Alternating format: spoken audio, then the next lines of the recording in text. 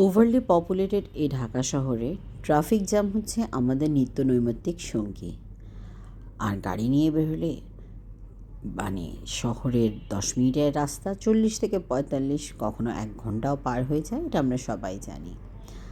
আজকে গিয়েছিলাম একটু গাউসিয়ার সাইডে, ভাবলাম গাড়ি টাড়ি বাদ দিয়ে মেট্রো রেলে করে যাই, তাই সেই এক্সপিরিয়েন্সটাই তোমাদের সাথে শেয়ার করছি। ফেরার সময় গাউসিয়া থেকে আমি একটা রিক্সা নিয়ে চলে গিয়েছিলাম টিএসসি মেট্রো রেল স্টেশনে, ঢাকা বিশ্ববিদ্যালয় স্টেশন যেটা। সেখান থেকে মিরপুর 11-র জন্য আমি টিকিট করলাম। টিকিট করার প্রসেস আমার কাছে বেশ ইজি লেগেছে। অটোমেটেড মেশিনে টাকা দিয়ে টিকিট নিলাম, ভাঙতিও দিয়ে দিল। টিকিট করে আমি সুন্দর চলে গেলাম উপরে, যে স্টেশনের প্ল্যাটফর্ম থেকে আমাদের ট্রেনটা ছাড়বে।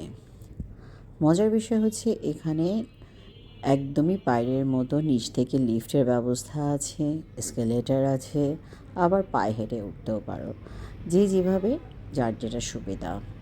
স্টেশনটা খুবই আমার কাছে পরিচ্ছন্ন লেগেছে। একটা ইউনিভার্সিটির সাইডের স্টেশন হিসাবে এত ক্লিন নিট স্টেশন দেখে আমি অবাকই হয়েছি। তবে সত্যি কথা বলতে আগারগাঁও স্টেশন থেকে আমি উঠেছি, সেটাও পরিষ্কার ছিল। কারণ বাজার স্টেশনে আমি গিয়েছি, সেটাও ক্লিন ছিল। মেট্রো রেলের এক্সপিরিয়েন্স অলওয়েজই খুবই ভালো পেয়েছি আমি। হ্যাঁ, সকালবেলা যখন আসছিলাম তখন ভিডিও করতে পারিনি, কারণ তখন কিছুটা জাপানে যেরকম ট্রেনে চেপে চেপে মানুষ ঢোকায় ওরকম অবস্থা ছিল, কারণ সবাই অফিসের দিকে যাচ্ছিল। ফেরার পথে খালি পেয়েছি, প্লাস আমি মহিলা বগিতে উঠেছিলাম। সো এই সময় তোমাদের জন্য ভিডিওটা করেছি। ফেরার পথে কিছু দৃশ্য এখানে আছে, ঢাকাকে উপর থেকে দেখতে কেমন লাগে, বেশ ভালোই লাগছিল, সেগুলোও আমি এই জন্য রেকর্ড করেছি। পুরো রাস্তাটাই খুবই কম সময় আমি পার হয়ে চলে আসলাম। এই সময় এতটা রাস্তা পার হওয়া যায় ঢাকা শহরে, এটা শুধুমাত্র মেট্রো রেলেই পসিবল, অন্য কিছুতে না।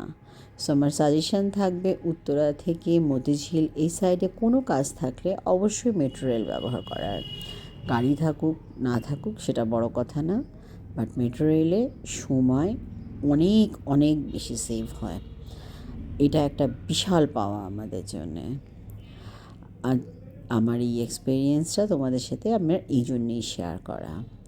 আমার তো খুবই ভালো লাগে ঢাকার মেট্রো রেলে উঠতে, স্পেশালি মহিলা বগি থাকাতে এটা খুব সেফও ফিল হয়।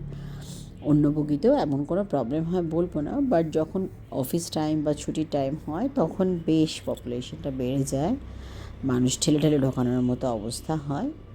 ওই সময়টাতে আসলে মহিলা বগিতে হলে একটু কমফোর্টেবল বেশি ফিল করা যায়, এই যা।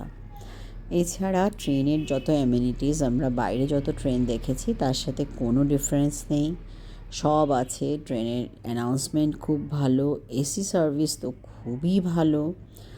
ট্রেনের ভিতরে ক্লিনলিনেস বলেন, স্টেশনের ক্লিনলিনেস বলেন, সব টপ নচ।